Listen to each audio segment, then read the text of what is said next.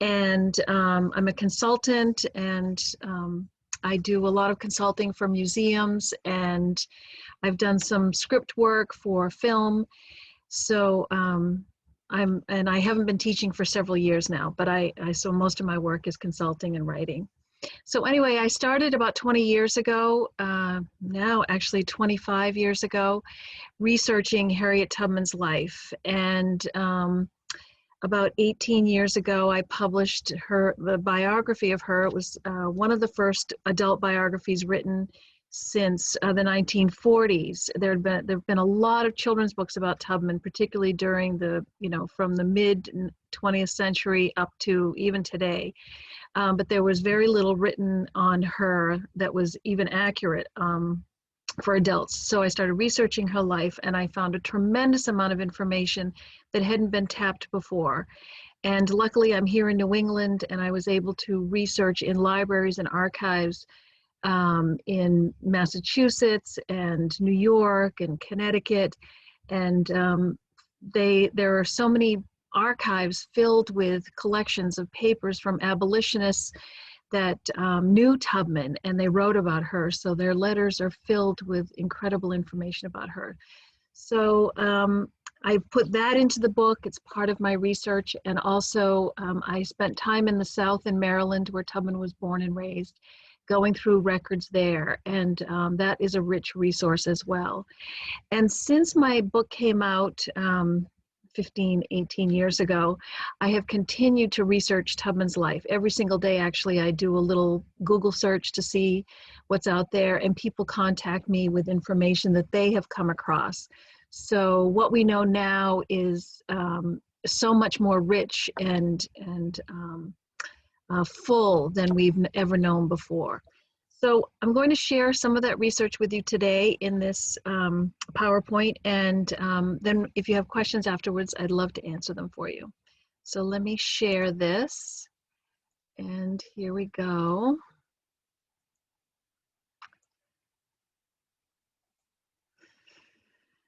Okay, so I just want to touch on the movie Harriet.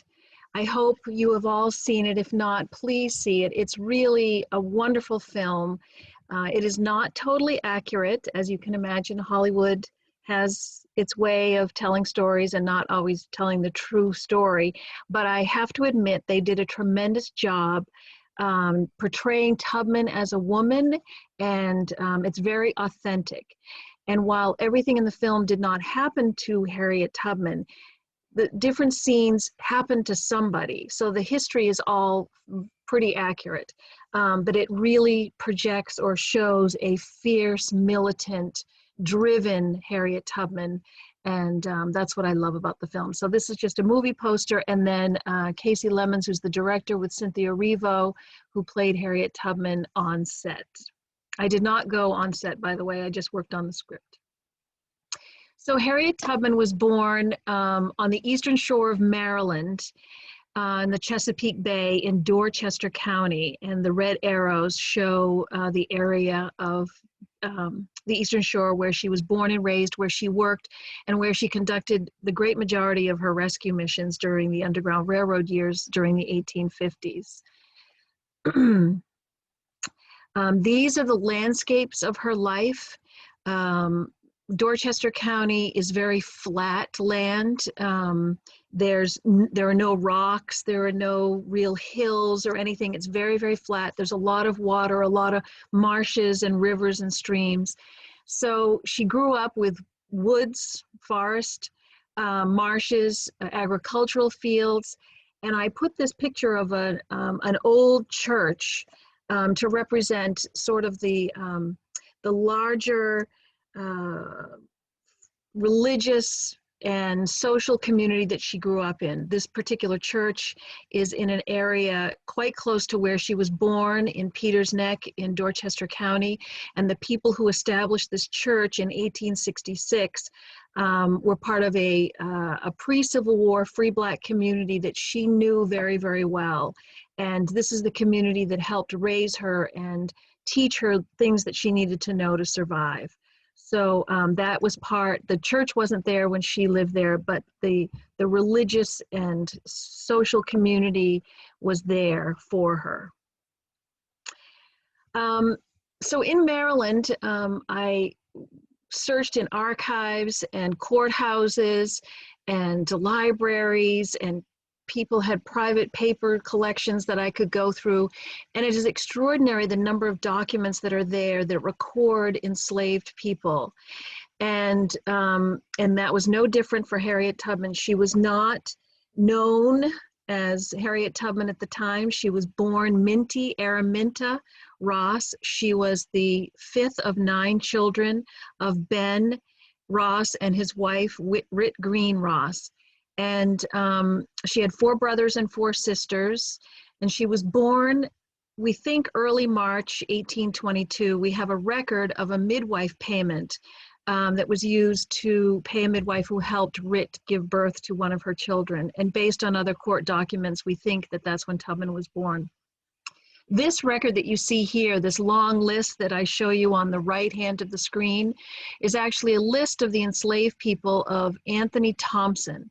And he was a wealthy planter in Dorchester County, and he actually enslaved Harriet Tubman's father, Ben.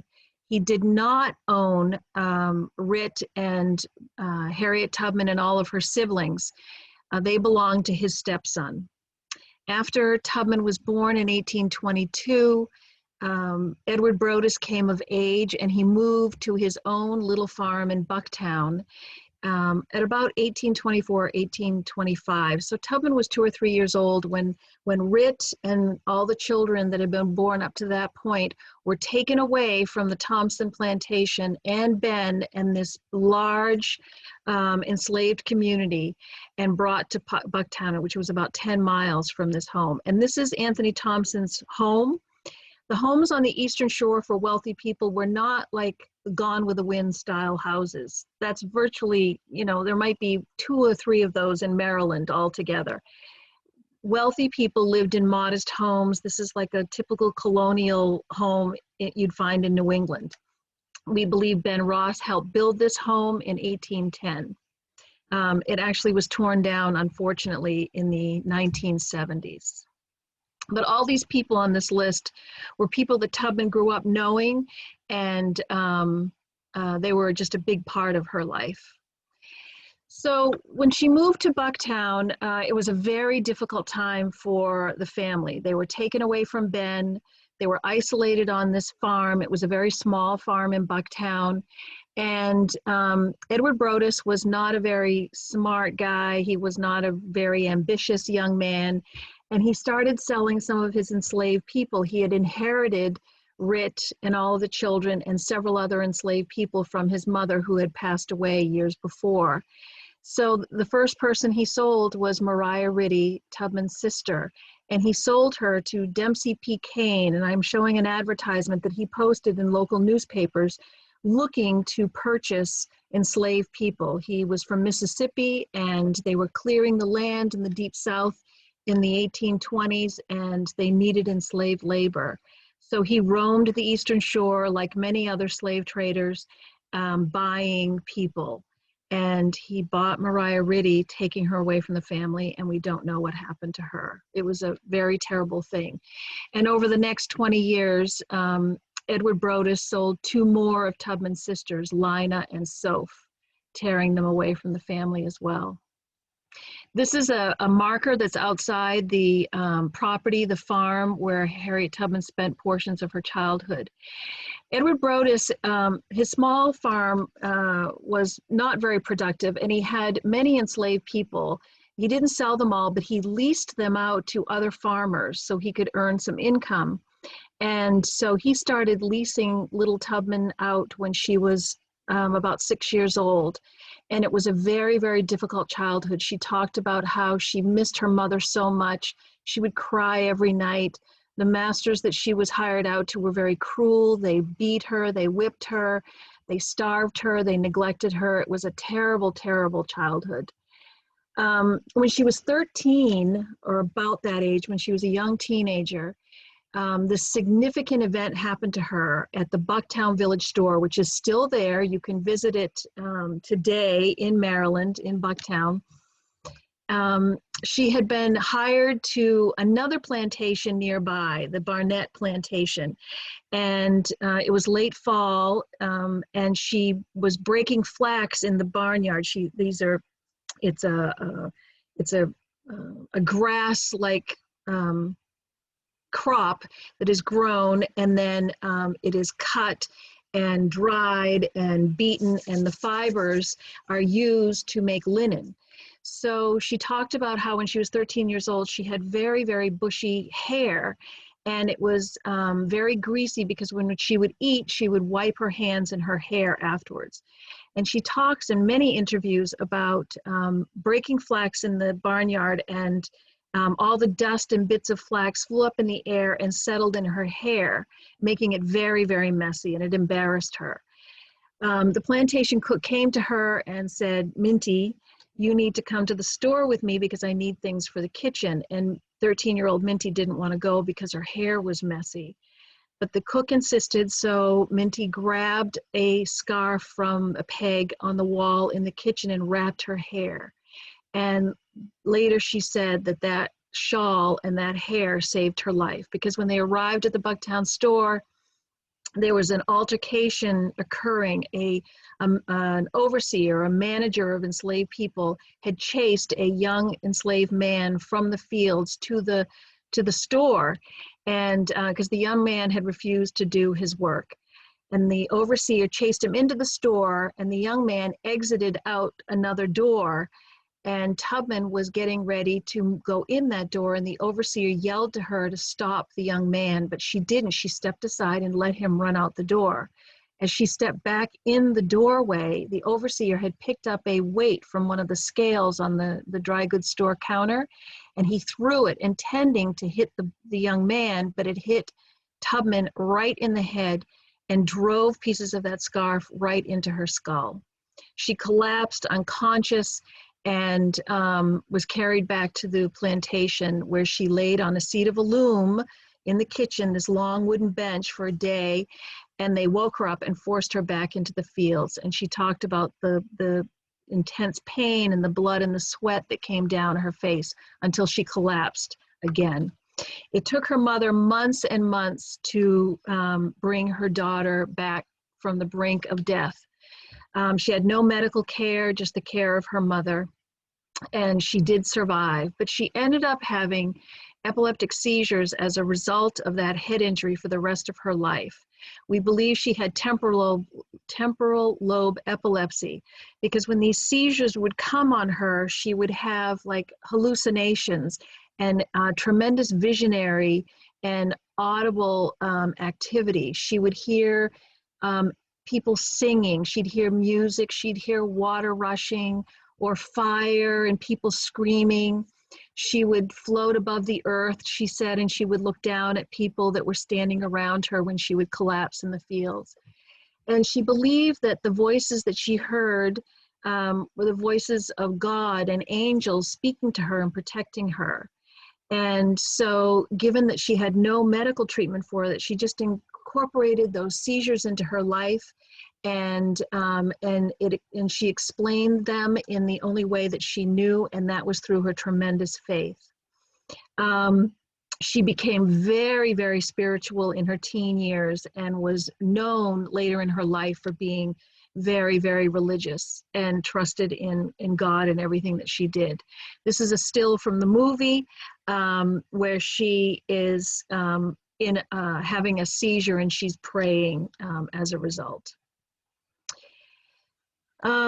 So I'll just go back here for a minute. After she healed, Edward Brodess hired her out to the Stewart family, who lived back near where the Thompson plantation was nearby and where Tubman's father was working. So that brought her back closer to where she was born and the people that she knew so well and who cared for her so much. At first she worked for the Stewarts in their house, then she worked in their fields, They were merchants as well, so they had, and shipbuilders, they had shipyards and wharves where their merchant ships would come in. She would load and unload those ships of goods. She became very, very strong and very capable. And it was really important because at that time for her to be on the docks too, because she learned to make connections with black mariners. They were called blackjacks. And they were the source of communication throughout the Chesapeake and the Atlantic world. They carried messages between disparate communities, people who had been separated. They brought news from the north and from elsewhere around the globe. So they were, as one of my former professors said, they were like the mail service for African American communities. So she got to know these men, their communication networks, and from them she knew where the safe places were in the north, where there was danger, and that would come into being very useful for her when she was an adult and running an Underground Railroad route. So she became very strong, as I said, and she was very lucky to be able to work with her father. He earned his freedom, or he was given his freedom, actually in 1840. And he had 10 acres of land, a small farm, and he was a timber foreman. And he did quite well managing timber gangs and cutting trees for shipyards. And he was a renowned and skilled carpenter and timber foreman. She worked with him and she learned the ways of the woods and how to survive in the woods. And she was fortunate in that she was so smart and so capable. She convinced Edward Brodess to let her hire herself. She would pay him $60 a year, and anything she earned over that, she could keep for herself. And after doing that, she earned enough money to buy 2 oxen. And that increased her earning potential because she could plow more fields. She could drag more timber out of the forest. She was a brilliant woman and a great entrepreneur. She met and married a free black man by the name of John Tubman in 1844. He was free-born. He was born to free parents. All of his siblings were free. Half the black population in Dorchester County was free from about 1830 on up through the Civil War. And so most black families were blended or had some members who were free and some who were not in the county. And this for Tubman was no different. Now, in the former literature from a long time ago, they talked about how Tubman was forced to marry John Tubman. That's not true. He was a free man. He could marry whoever he wanted to. They must have loved each other very much because John gave up any rights he had to his wife and children they may have together because of the laws of Maryland and slavery. Any children born to an enslaved woman were born enslaved and the property of the master, and that would be Edward Brodess. So, you know, he gave up a lot in his world to marry her. And it is probably, it's likely that they were hoping to earn enough money to purchase her freedom. Oops, sorry. In the late 1840s, Tubman had decided to act on something that her mother had told her. She understood that when her mother was a child and her master at the time, Athol Pattison, passed away, in his will, he said that when Rit reached the age of 45, she should be set free. And that when any of her children turned the age of 45, they too should be set free. Well, she turned 45 in 1830, and Edward Brodess did not set her free. And as an enslaved person, she had no recourse. But Tubman, with her earnings, hired a lawyer, and that lawyer discovered that, yes, in fact, there was a will that said that Rit should be free. And that set off a chain reaction in Dorchester County and between lots of different white families arguing about this will and what it meant. And because of that, we have a great record about Tubman's family. That's why we know as much as we know, is because this lawsuit slowly made its way through the court system on the eastern shore of Maryland. But Tubman was frustrated because just because they had found the will didn't mean that they would automatically set Rit free. It was mean, it was complicated, and it was very frustrating.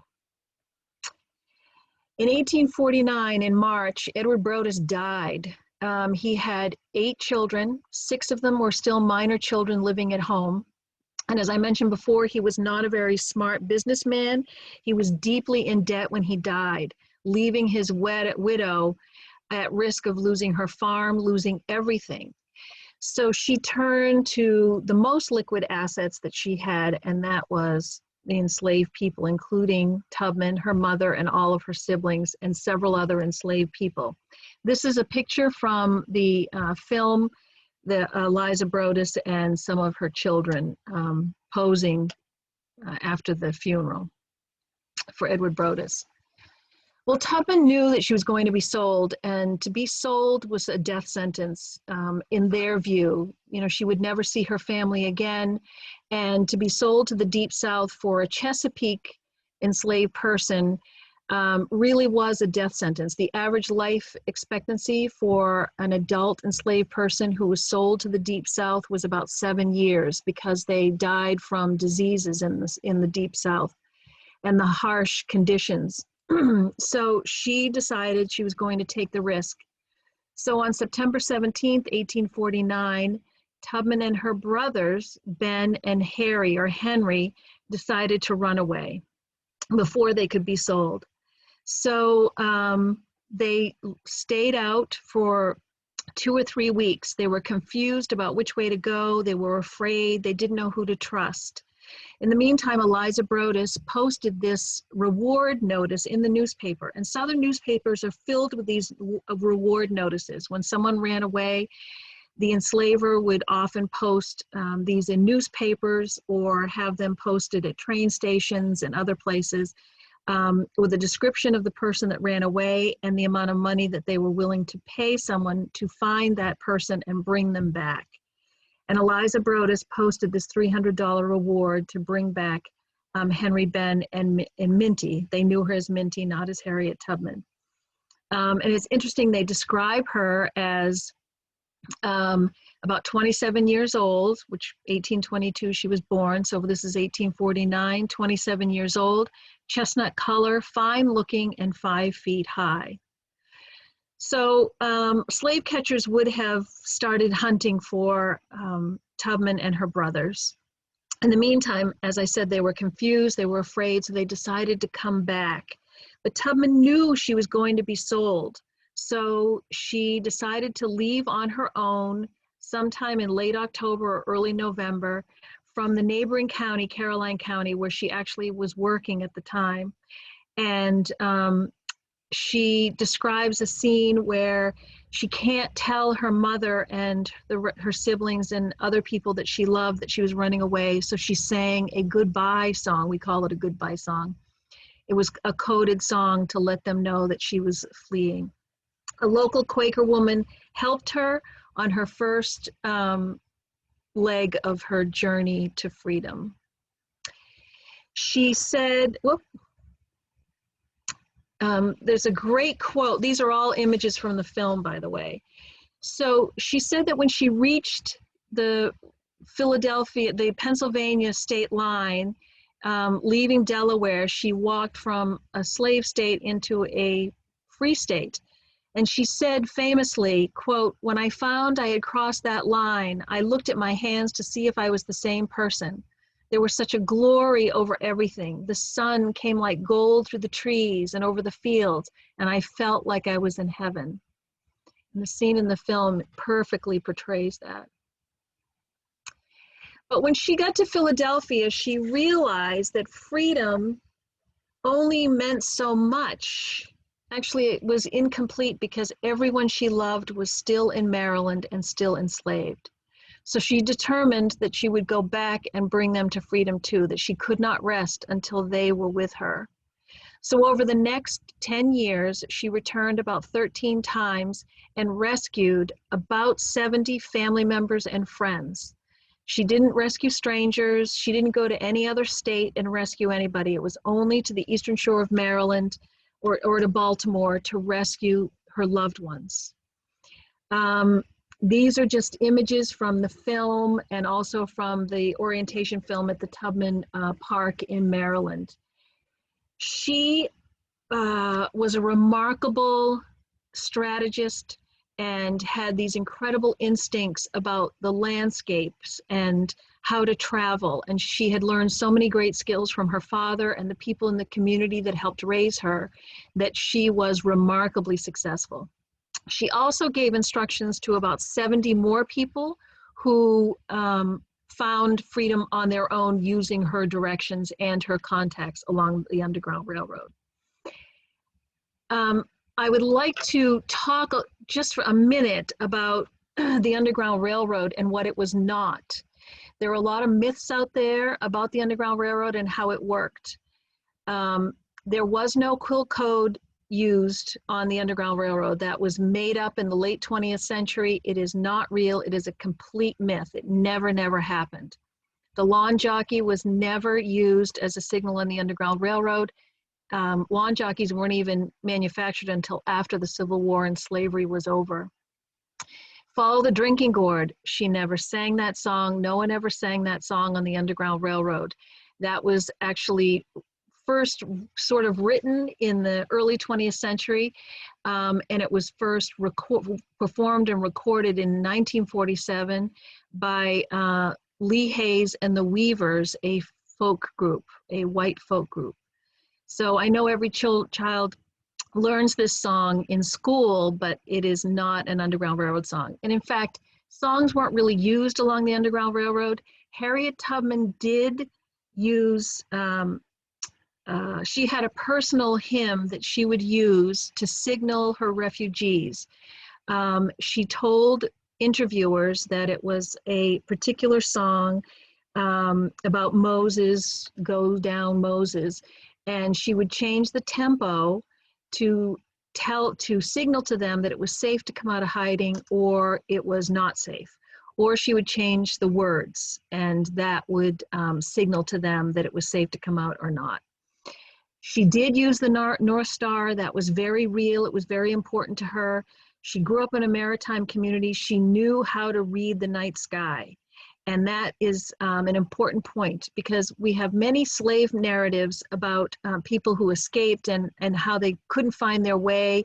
They didn't know how to find the North Star, but she grew up in a maritime community and she had been taught how to navigate by the stars. So she was brilliant, and she used that night sky for her benefit. So what the Underground Railroad really was a network of like-minded people who dedicated their lives and risked their lives to help freedom seekers get to freedom and be secure and safe. They were extraordinary individuals. Some people along the, quote, Underground Railroad only helped someone once. Others did it repeatedly, hundreds, thousands of times. Many of those stories have been lost. The foundation of the Underground Railroad was the African American community. In the South, it was extremely dangerous to be an Underground Railroad agent. And for African Americans who were caught helping people escape, they could be killed or sold away.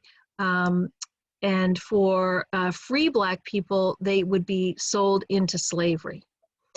And white people would be jailed. So it was a risky business. But Tubman is representative of this tremendous network. There were probably 60, 70, 80 people that were part of her network to freedom. And not all of them knew each other, but they were just people in places along the way to freedom that helped her.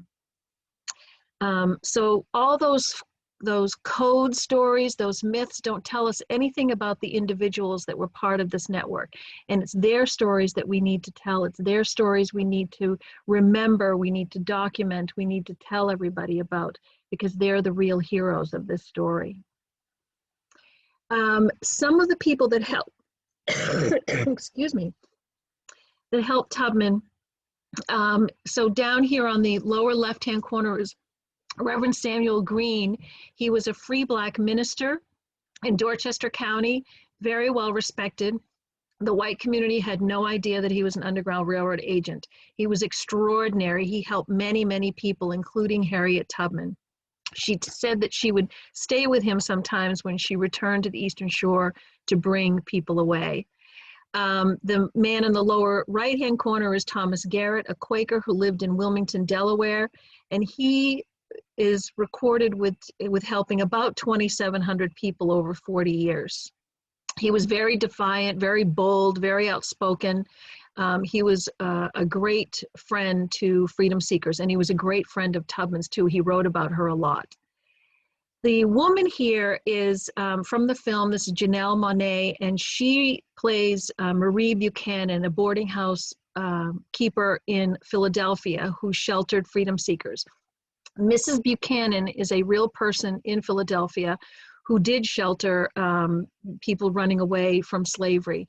Her real name is Sarah Buchanan, but they called her Marie in the film. And of course, on the docks and wharves, there were numerous people, whether they were stevedores or sailors or ship captains, that helped freedom seekers hide, sail away, and get away. William Still in Philadelphia was a remarkable Underground Railroad agent. He was the secretary for the Philadelphia Vigilance Committee that was set up to help freedom seekers fleeing slavery. And he kept a journal where he documented the names and the stories of people who came through his office. And this is a page from his journal, and you can see Harriet Tubman up in the upper left-hand corner. This is recording Tubman coming through his office on December 29th, 1854. She had rescued her brothers from Caroline County in Maryland on Christmas Day, and brought them north. And you know, within 4 days, she had reached Philadelphia, and he was recording their stories. When the brothers reached Philadelphia and his office, they changed their name from Ross to Stewart. So the Stewart family member, the Ross family members who live in the north have the name Stewart, and the Ross family members that did not flee and other relatives still carry the name Ross in Maryland. Boston had a tremendous abolitionist community. They were really powerful and impressive, and they're just an amazing group of people. Lewis Hayden here was an African-American man who lived on Beacon Hill. He was considered like the king of the Underground Railroad. He has a remarkable story. He was incredibly brave, and he sheltered many, many freedom seekers. And there's actually a film that the National Park Service put together. It's about a half-hour long, and if you go to the National Park Service website for its Boston African-American site, there is a link to this film about Lewis Hayden. William Lloyd Garrison, of course, was a great abolitionist. He started the abolitionist newspaper, The Liberator, in 1831. He was a pacifist, but he was dedicated to ending slavery. Wendell Phillips, another powerful man in Boston, who was a great orator and a great friend of Tubman's, and he too fought for the end of slavery. And Franklin Sanborn is another one here. He was actually a friend of John Brown's. He supported John Brown's efforts in his raid at Harper's Ferry. And Franklin Sanborn became very close to Tubman. She visited Boston, and Franklin Sanborn actually recorded her story early on that is the basis of some of the early biographies about her. And this is the African-American site on Beacon Hill, and I'm not sure that it's open, but it's a great place to visit when we can go and visit again. So here is a reward notice for a friend of Harriet Tubman's, Jane Pennington, who fled from Tobacco Stick. It's now known as Madison, Maryland. And this shows the maritime connections from Maryland to New England. This is a picture of New Bedford, the wharves with all those barrels of whale oil. And 30% of Black Marylanders who lived in Massachusetts in the 1850s lived in New Bedford. It was those maritime jobs, and so families had great connections throughout the Chesapeake. And Jane fled because her father had escaped and moved to New Bedford and was living there. So she escaped to him. The Combahee River Raid is another famous event in Tubman's life. So after she completed her Underground Railroad work during the 1850s, the Civil War started, and she decided to dedicate her life to ending slavery on the battlefield. And so she was sent by Governor John Andrew of Massachusetts to go and help the United States Army in any way that she could. He knew that she'd be an excellent spy, and that's what she was. She scouted and spied for the Union Army and brought back great intelligence. She had 8 black male scouts working for her, and they were very, very effective together. She helped command a raid with Colonel James Montgomery of the 2nd South Carolina Colored Volunteers. They took 2 steamships up the Combahee River in June of 1863. They routed out rebel forces. They burned down plantations, and they liberated 750 people. It was a great event, and it was published in newspapers, and the headline was, "The Black She Moses led this raid." It's really remarkable.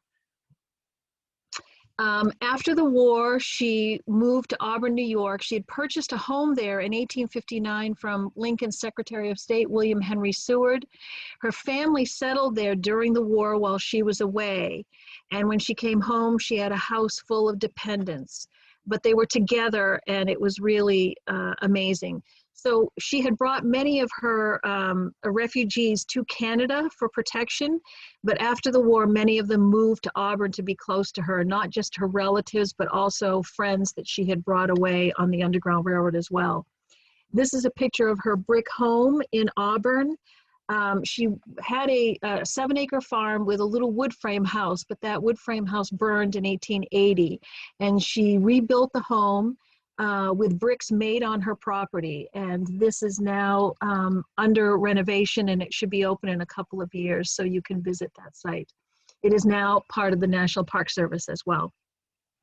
And in this photograph, you can see Tubman on the far left with a pan in her hand. She had just finished feeding the chickens. Next to her is an adopted daughter by the name of Gertie, and sitting in the chair is Nelson Davis. He was a Civil War veteran that showed up at, in Auburn after the war to work in the mills. And he was a boarder in her house, and they fell in love and got married. Because in 1867, John Tubman, who had remarried and had 4 children with his new wife, was murdered in Dorchester County. So Tubman said she felt that she was free to marry again, and she married Nelson. He was 22 years younger than she was. The other people are Little Lee Cheney was a neighbor, John Alexander, the elderly man, and Sarah Parker, who was blind, lived with Tubman. She took care of them. Walter Green, standing there behind it, was an orphan that she took care of. And then she had a great niece by the name of Dora Stewart, who was far off on the right there. But people were coming and going all the time, and her house was always open to people in need, whether they were homeless or sick or too old to take care of themselves or had no money. She just gave and gave and gave. She never really stopped. She became active she attended many different churches in the North until she finally decided that the AME Zion Church was the church that she would dedicate her life to. She helped build this church in Auburn, New York, the Thompson Memorial AME Zion Church. That too is now owned by the National Park Service, and it should be open in maybe 18 months or so. In 1896, Tubman was desperate to find a way to create a home, a nursing home for elderly African Americans, because facilities were segregated and places for people of color were virtually non-existent. So she wanted to create a nursing home and a assisted living facility for elderly African Americans. So she purchased the 25-acre property next to her 7 acres in 1896. She had no money, but she prayed, and she got the property, and through loans and help from neighbors and people that cared about her, she purchased it, and eventually was able to open the home for the aged. She transferred ownership of it to the AME Zion Church in 1903, and they still own most of that property today. And here you can see the property. There's the home in the background, and these are children running around with a Park Service ranger on the lawn. Tubman was very active in the suffrage movement. She wanted the right to vote. She believed that everyone should be able to vote. She was very upset when the 15th Amendment was passed, giving Black men the right to vote, but no women of any color were able to vote. She was a friend of Susan B. Anthony. Actually, they were very close, and she and Tubman admired each other very, very much. She attended suffrage conventions whenever she could, and she was often a featured speaker at some of those suffrage conventions. And she would tell her stories of fighting in the Civil War and the Underground Railroad. And she always said, I worked really hard. I think I deserve the right to vote. Around 1911, Tubman was becoming very, very frail and had crippling arthritis. So she had to be in a wheelchair. On the property that she purchased, there was also a large brick building that they turned into an actual nursing home, a nursing facility. So she became a resident in that nursing facility for the last 18 months or so of her life. And this is a picture of Tubman within the last few months of her life in 1912. And these are the board of managers and some of the nurses that worked in the Tubman nursing home that she called the John Brown Hall because she admired John Brown so much. She worked with him before his raid. She felt that he was the greatest white man that ever lived and that he sacrificed his life for her. And so she honored him by naming her nursing home the John Brown Hall. She died in March 10th of 1913. And her death was reported around the world. In December of 1913, the New York Times posted the 250 most famous people to have died that year, and Tubman's name was there. She was only one of a handful of African Americans. The rest were all, you know, kings and queens and princes and famous authors and politicians and entertainers. But there was Harriet Tubman. She was very well known by the time she died. So, people never forgot about Tubman. She was that famous, and her story was maintained in Black communities forever, and white communities too, particularly during the Great Depression. And then afterwards in the 1950s, a lot of children's books started coming out about her, and people just have always felt an affinity to her. In the early 2000s, the communities in Auburn, New York, and on the eastern shore of Maryland campaigned the National Park Service to establish a park in honor of Tubman. And the state of Maryland decided to establish its own park. And these are photographs from the interior of that park and visitor center, which opened in 2017. And the park recently opened to visitors by appointment only. We've developed a byway. It's 126 miles in Maryland, another 90 miles through Delaware, and then 25 miles on to Philadelphia. And we're hoping over the next 10 years or so to have that byway go all the way through New York into Canada, St. Catharines in Ontario. And today, what's really remarkable is so many places and so many people celebrate her life. She is particularly inspiring to children. And here I have a picture of a folk group, Magpie, working with children, writing songs about Harriet Tubman and her bravery and courage. This other photograph of children is they petitioned the government in Canada to put a sign on the Niagara River by the falls, commemorating Harriet Tubman's courage and the work that she did.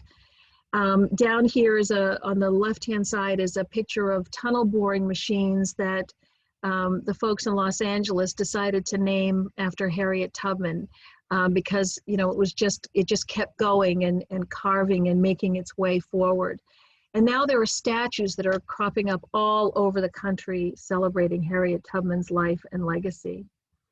Lots of children's books and programs, and there's a recent one if you have young children at home or grandchildren. I Am Harriet Tubman. It's the Xavier Riddle in the Secret Museum series, and it premiered this October, and it is really, really a cute, cute story about having courage to move forward even when you're afraid. It's a great message to children, and it's very well done. And so I bring you to this moment in my discussion that the reason it's so important to talk about Harriet Tubman is to inspire people to look for more of this history, because it's history that we need to be celebrating and talking about and learning. And when we have statues of people like, excuse me, Bedford Forrest, who was a Confederate general, he was a murderer. He was a terrible, terrible person.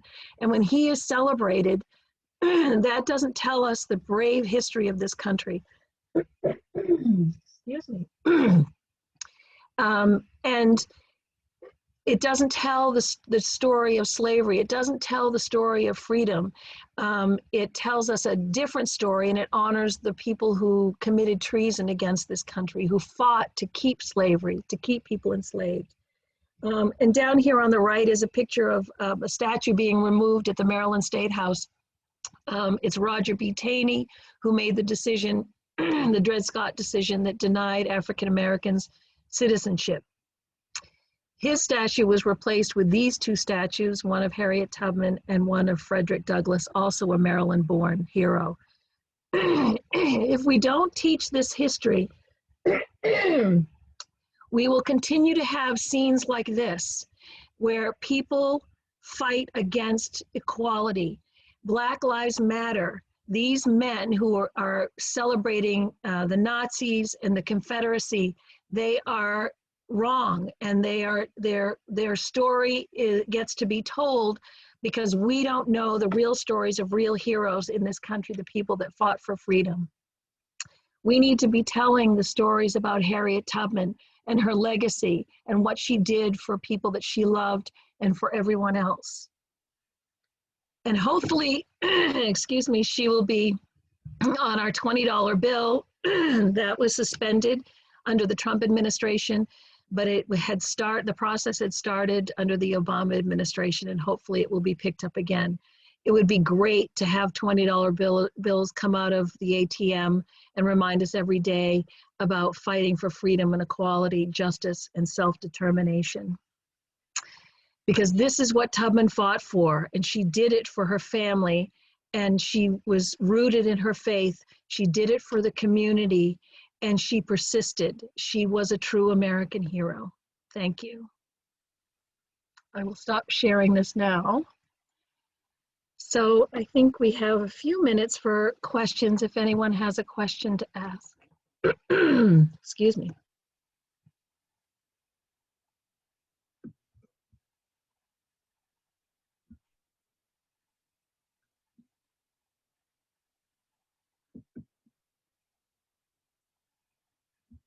Does everyone know how to use the chat?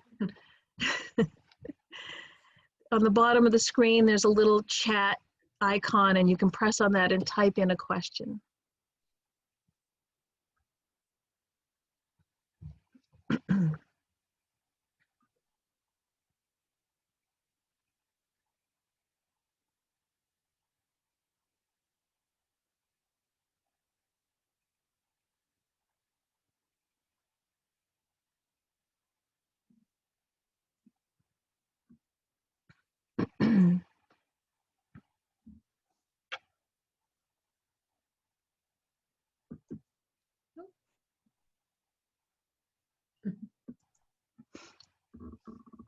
Will the recording be ready? Available?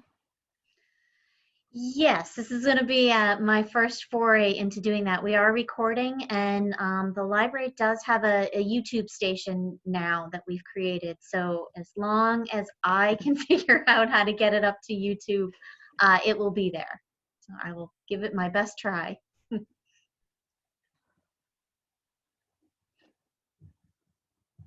You know, there are some amazing things going on in different communities centered around Harriet Tubman and people learning about her history. Before the pandemic, I was able to go to Georgetown in South Carolina because they had discovered the site of where one of Tubman's nephews had lived, James Boley. and he had become a prominent member of this town in, excuse me, in South Carolina. And he was a prominent person in South Carolina in the early days after the Civil War, and he published a newspaper.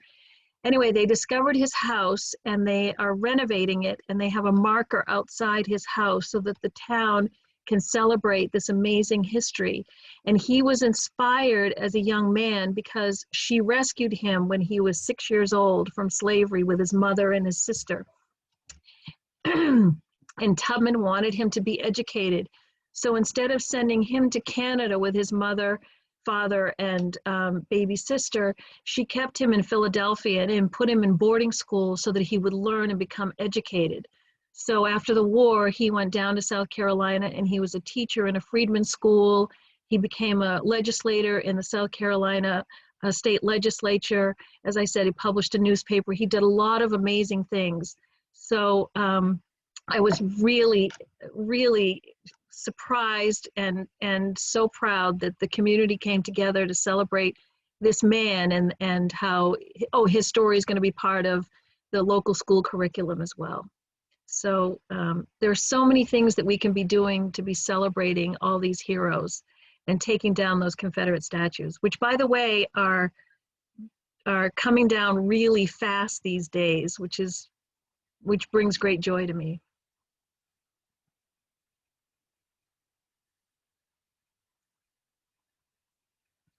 There's a beautiful statue of Harriet Tubman in the South End of Boston, too, that you can visit. If you just Google Harriet Tubman statue, Boston, you can find it, and it's an outdoor little park, and you can go and see it. It's one of the first Harriet Tubman statues in the country, and it was put there several decades ago.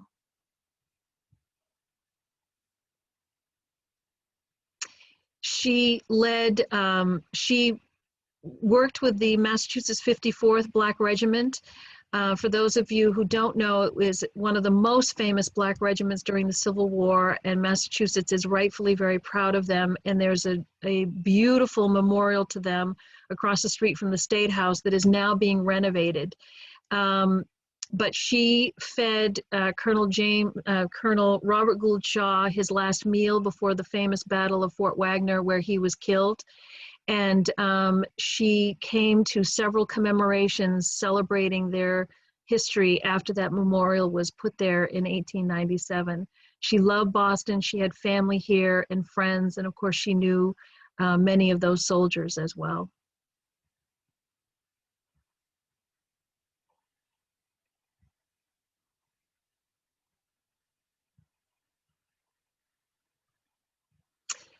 And I think that it's important to think about how incredible it is that she had these networks of powerful, powerful people. And she didn't create those networks with an iPhone like we have, or Facebook, or Twitter, or Instagram, or TikTok. She had to do it in person. And she made a tremendous impression on people, and they never forgot her. And what is remarkable in reading their letters is that she inspired them to do something. You know, they could give their money, they could make a speech, but sometimes she made them feel like they had to do more because she was doing so much. And they couldn't believe that she was 5 foot tall and she was doing all the things that she was doing. So she demanded that they stand up and do more than what they already were. And many of them did rise to that occasion. She was a great leader, a really great leader.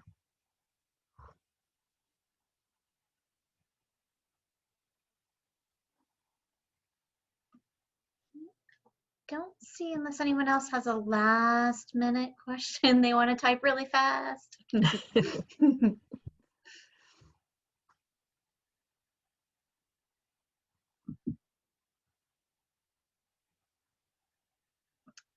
guess that's everything for now. Is that it? I think so. Yeah. All right, so we'll say thank you to Kate for giving this wonderful presentation this evening. Lots of inspirational things to think about and rest our heads with tonight. And we will say goodnight and stay safe out there, everybody. Have a good holiday. You too. Thank you, everybody. Bye.